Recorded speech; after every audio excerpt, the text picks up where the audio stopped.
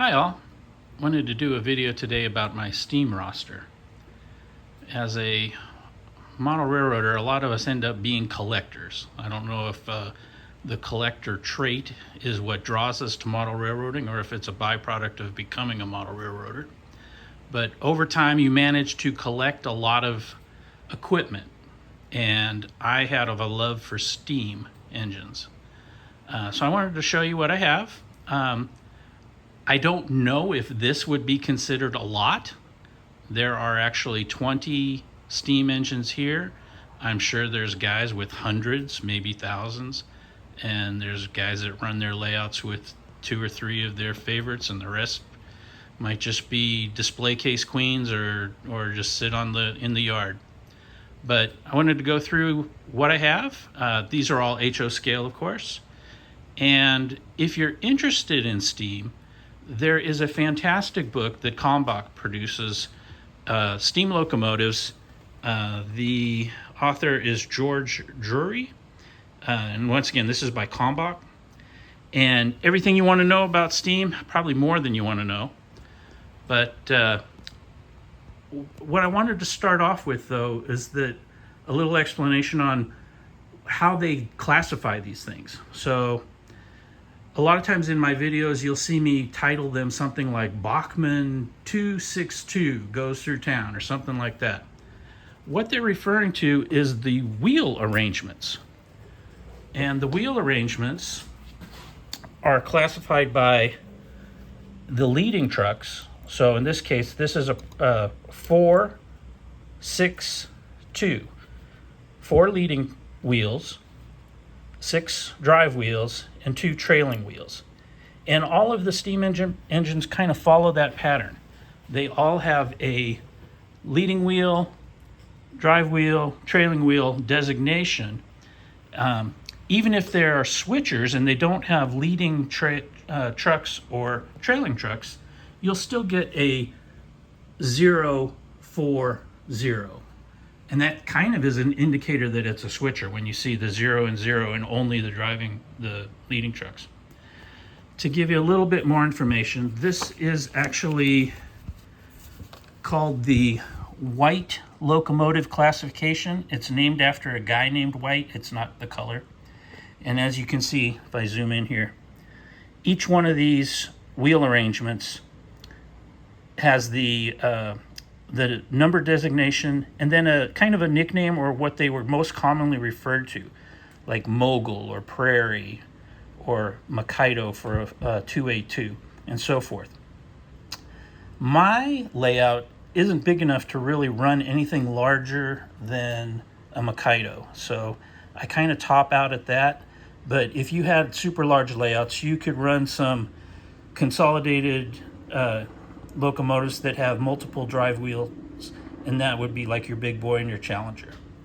But anyways, this is a great book if you're interested in steam at all.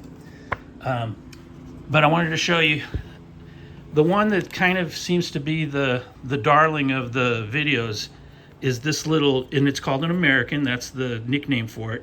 It's a 440, and of course it's got all this ornate bells and basically bells and whistles. So but this is also an American, also a 440, and you can just tell it's about a 40-year difference in when they were manufactured in the real life. This is probably 1860s. This is probably closer to 1900. Another American. These are both Bachmanns. Actually, this and this are all Bachmanns, as is this. This is my Mogul, so this is a 262. Oh, no, wait a minute. I'm sorry. That would be a Prairie. This is a 260. Oh, wait a minute. Yeah, 260. Okay. So, yeah, that's the Mogul. This is also a Bachmann, as is this one. This one's kind of another video favorite. This is a 460, and its nickname is a 10-wheeler, 4 and 6, so they didn't get too creative with these. This one, this little Texas and Pacific engine is also a Bachmann, also a 10-wheeler.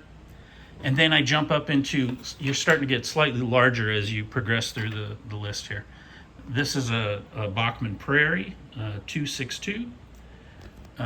This is also a Prairie. These two are not, these two are DC. All the rest of these are DCC. This is probably, this is a Broadway Limited engine, and this is a 442. They call this an Atlantic. This is actually a replica of the Lindbergh train, the engine that pulled the Lindbergh film once he got back from his overseas cross-Atlantic flight. And this is a fantastic engine. This Broadway Limited does a great job. Smoke feature works. The sound is incredible. It's also the most expensive engine I own. Followed up by another Bachmann. This is a consolidated. This is a 280. Just to give you a little point of reference. So this is a 280, but this one here is also a 280. Same wheel designation, but you see the size difference between these two. This one, obviously, just like the Americans that we saw earlier, this would have been built much earlier than this. As time went on, engines got bigger and bigger. These are Pacifics. These are kind of what I started off with, my first loves, these 462s. This one's a Broadway Limited, runs great, love it. This is actually one of my very first engines. This one is the Mikado that you guys have, if you've seen the videos, you've seen this run. It's over 51 years old. It still works. It's of course a DC, but if you keep them clean, you do some regular maintenance on them, they will continue to run.